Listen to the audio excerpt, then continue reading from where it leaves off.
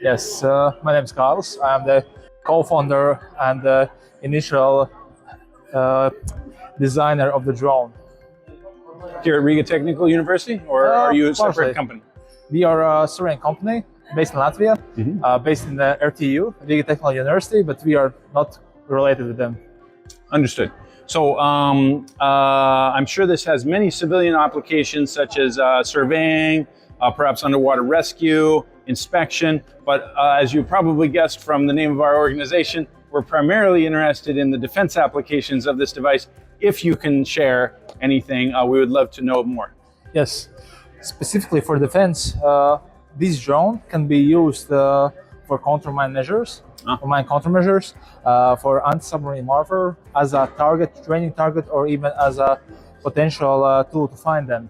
But the most interesting thing that we are currently developing is CONOPS for Ukrainians, how we can use this as a kamikaze drone. So for a low-cost kamikaze drone for 80 kilometers of distance with approximately 10 kilograms of payload. Additionally, different kind of unexploded ammunition diffusal. So let's say if Shahed has fallen into the water body, you can use the drone to get rid Disarm it or get rid of it. Precisely. Yeah, understood. Yeah, this is a huge problem with UXO in unexploded ordnance in Ukraine. Interesting. So you say about 80 kilometers. I'm assuming that there's a cable that controls things. We have two options. One is remotely operated. That means it has a cable. It's for 300 meters of working range. And the autonomous one, where you predetermine the mission, you set it up, and then it goes, travels. It could be surveillance, RSI, even attack option. Yeah. Why don't you put a fiber optic cable? You know, in Ukraine, they have drones that go 20 kilometers or even further with fiber optic. The main problem underwater is the drag. So if you have 20 kilometers of fiber optical cable, that means you'll have a huge flag behind it. And you won't have enough power to travel. Even if the spool was on the drone? I believe so. I'm curious. Maybe there's something that can be done there. We should talk more. We have a strong fiber optic design team. Okay. Yeah, we'd love to talk to you more. So very interesting device here.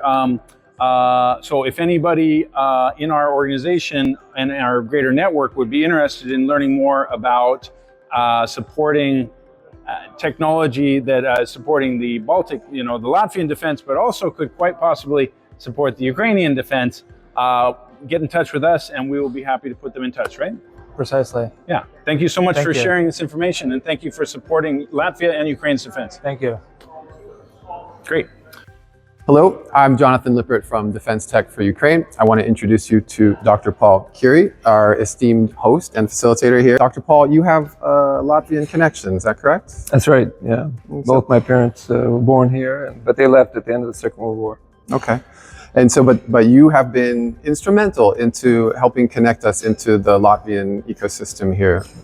Yeah, no, I mean, it's important that everyone's aware, that, we need to help directly the Ukrainians, but there's also there's other people that want to help. And Latvians, Estonians, Lithuanians up here in the Baltic area are definitely, their heads are in the game. So that's the important aspect. And then we should also recognize that. And it's not just because, hey, I'm in the wrong place, I can't help. You can be anywhere in the world and help.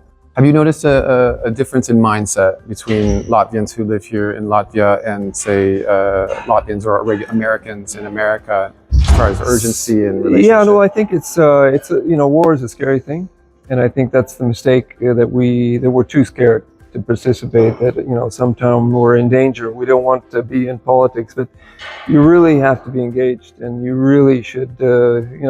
We talk about voting in the United States, so it's really important to participate, and it doesn't cost you, and it's a good feeling to help other people, and to I'm involved in medicine, and it's a good feeling when you help somebody or you cure somebody or you help them with whatever problems that they're having. And right now, and the Ukrainians are in the battle of their lives. Let's help them.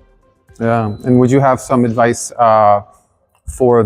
specifically for the Latvian American community or the international Latvian community?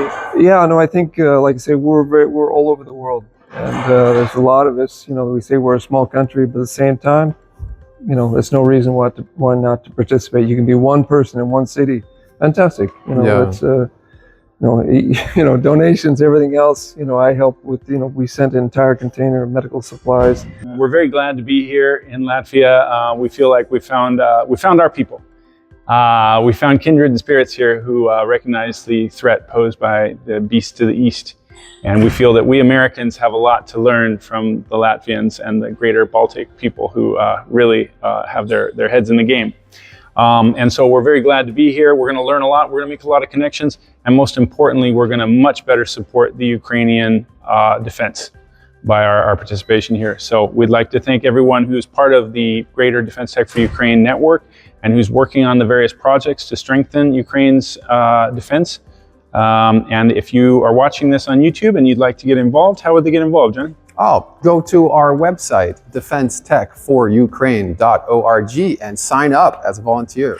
And we will absolutely reach back out to you and figure out how to get you involved. Whether you're an engineer, a technologist, you have a project that you're working on, you want to work on another project. Maybe you're a donor, you want to help support the effort, or maybe you're a volunteer and you want to help with some part of our operations. We would love to hear from you.